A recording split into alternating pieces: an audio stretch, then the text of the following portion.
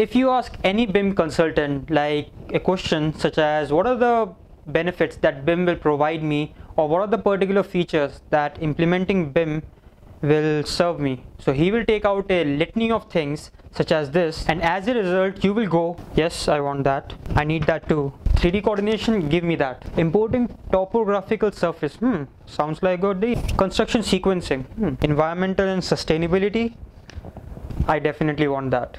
But the fact is that you really don't need every feature that implementation of BIM will provide to you, because there is a very good reason behind it.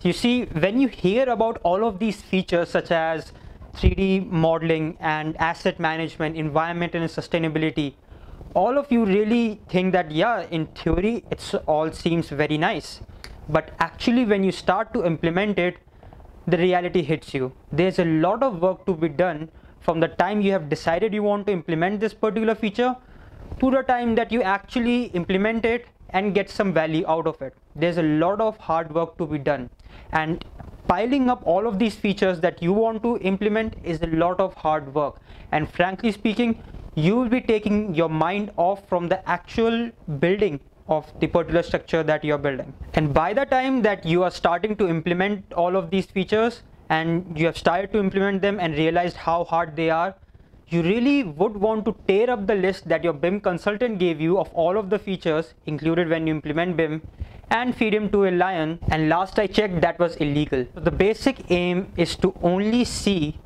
and the basic actually the real question that you should be asking to your BIM consultant or to yourself is, what are the values that BIM implementation will provide to my specific project?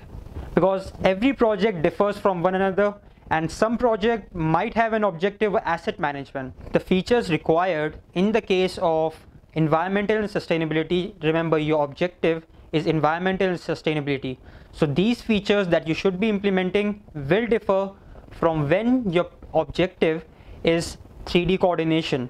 So you don't need every feature possible.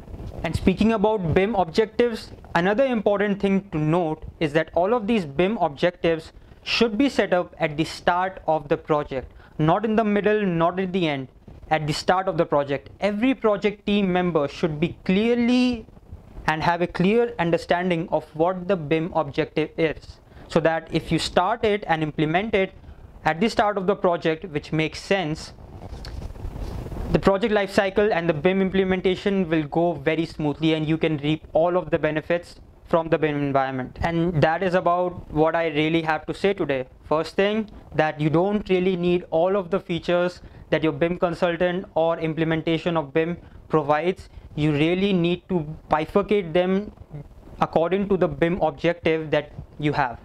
Then all of these BIM objectives have to be set up at the start of the project, not in the middle, not at the end. It's not to say that they cannot be in the middle or the end, but you have to set up them at the start of the project, and every project team member should have a clear idea of all what these objectives are.